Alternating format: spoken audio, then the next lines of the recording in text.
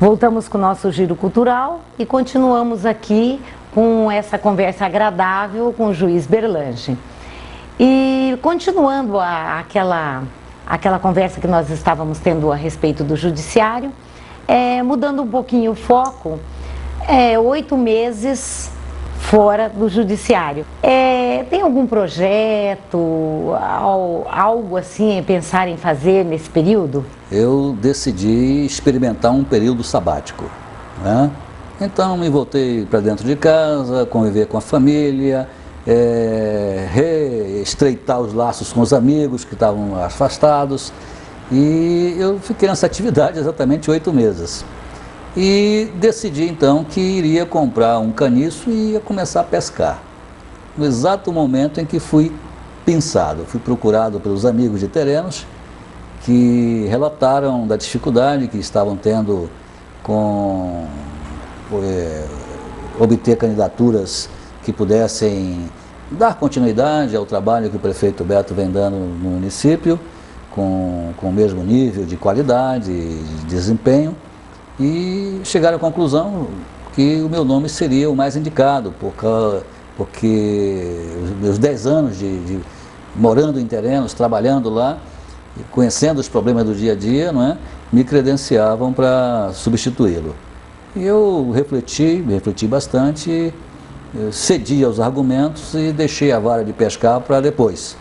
Então eu voltei para Terenos, já estou lá, instalado, morando em Terenos, e coloquei meu nome à disposição dos colegas que faziam essa reivindicação e estou lá, não é?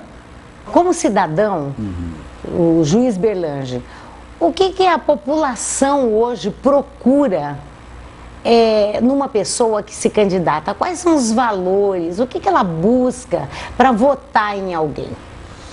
Olha, ali, sinceramente, está muito patente na sociedade brasileira de hoje. Isso em todos os cantos, nas grandes cidades, nas pequenas, em todos os lugares. As pessoas querem que a política assuma o papel que lhe cumpre do ponto de vista moral. Então, em primeiro lugar, querem políticos honestos. É essa a posição que eu sinto dentro da minha casa, eu sinto isso conversando com meus amigos em conversas de fim de semana. A questão da honestidade está em primeiro lugar. Depois, eles querem pessoas que sejam sinceras, trabalhadoras, pessoas que cumpram as promessas que fazem, querem enquadrar a política dentro de valores morais. Houve um período na história em que o Estado e a Igreja se separaram e não se admitia a possibilidade de encontrar um lugar comum para a moral e para a política. Hoje, não há como se fazer política sem se vincular, sem responder com seriedade aos valores que a religião põe, a moral põe. Então, eu penso que hoje o sentimento da sociedade brasileira, pelo menos lá onde eu estou convivendo, é de exigir moral, exigir comportamento ético, exigir que o político viva, experimente na sua vida valores morais. Isso está claro. Antes mesmo de pedir que seja um bom administrador, estão pedindo que a pessoa seja honesta. Eu faço a seguinte colocação. O jovem, hoje, ele quer qualquer coisa menos a política. E a política, ela está dentro de nós. Está desde o arroz que eu como, a luz que eu gasto, a moradia. Que conselho o juiz Berlange, essa pessoa experiente, daria para o jovem em relação à política? Bom, a política é uma atividade necessária. Você faz política dentro de casa, no seu trabalho, na rua, em todos os lugares. E a política ali é fundamentalmente a arte de confluir, de resolver, de acomodar interesses. É fundamentalmente isso. Não é só isso, é claro. Além de acomodar interesses, a política cumpre funções de mobilizar, de reunir, de encaminhar, enfim, de praticar ações coletivas. Então, o que ocorre hoje, no modo de ver, é que há um desprezo da ideia de política, da atividade política, exatamente por conta da realidade que está se impondo com muita crueldade. E a realidade política é de que a corrupção, a bandalheira, o roubo, é que tá presente, é o que está nas manchetes, é o que está no dia a dia dentro da sua casa. É isso que está afastando, não é a política. É os desvios que se pratica com a política. os descaminhos que muitos políticos, e não são todos, existe um grande número de políticos que é honesto, estão praticando. Eu penso que essa desilusão não é com a política, mas com os desvios que se pratica usando a atividade política como canal, como instrumento de resolver problemas pessoais e de praticar fatos imorais, ilegais e, acima de tudo, antiéticos. É contra essas atividades, esses desvios antiéticos que eu vejo a juventude, então, desiludida, revoltada, né, exigindo uma mudança que passa primeiramente pelo ser humano, pelo homem. Mas a mudança, na leitura mais ampla dela, ela não se faz com a nossa presença dentro do processo, porque o jovem, ele quer se afastar do processo político, e as pessoas honestas, elas falam, eu posso ser tudo, menos ser político.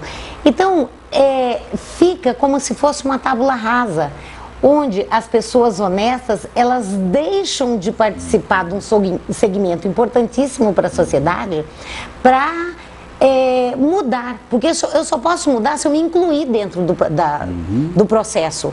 Sem a inclusão dentro do processo, não há mudança.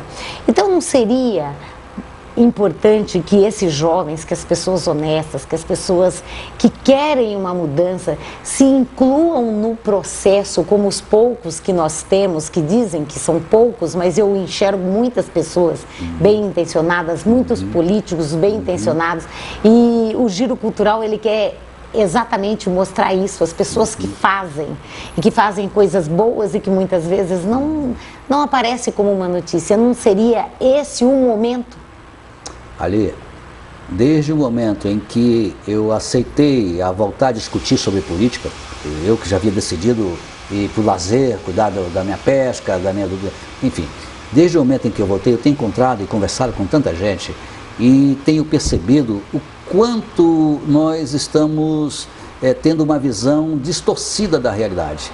É grande o número de agentes, de pessoas, agentes políticos, que estão preocupados com a questão da moralidade, com a questão da ética, com a seriedade. Agora, essa percepção equivocada que a gente está tendo é porque a honestidade, o trabalho honesto, o trabalho sério, ele não dá manchete, ele não vai para as páginas de jornais, ele não vai para o jornal da televisão.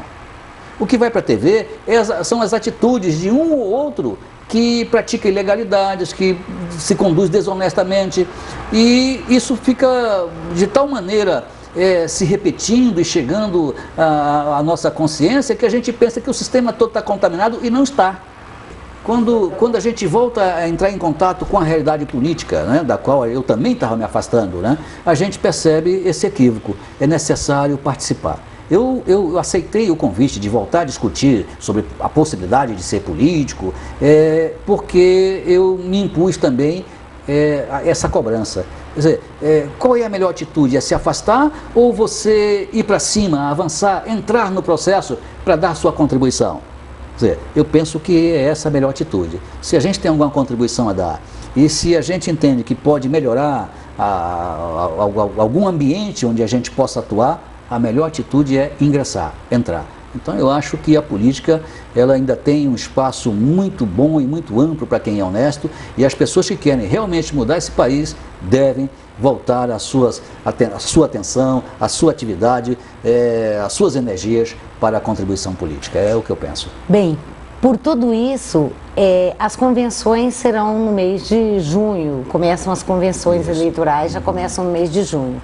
Então, quer dizer que passando pela convenção, caso o seu nome seja levado a ser visto na convenção como um possível candidato, então o juiz Berlange estaria à disposição então da Sociedade de Terenos para contribuir como fez como juiz para uma continuidade desse trabalho maravilhoso do Beto. O Beto, nós vamos ainda entrevistar o Beto, porque realmente eu tenho propriedade em Terenos, e o Beto é uma pessoa realmente que fez a diferença.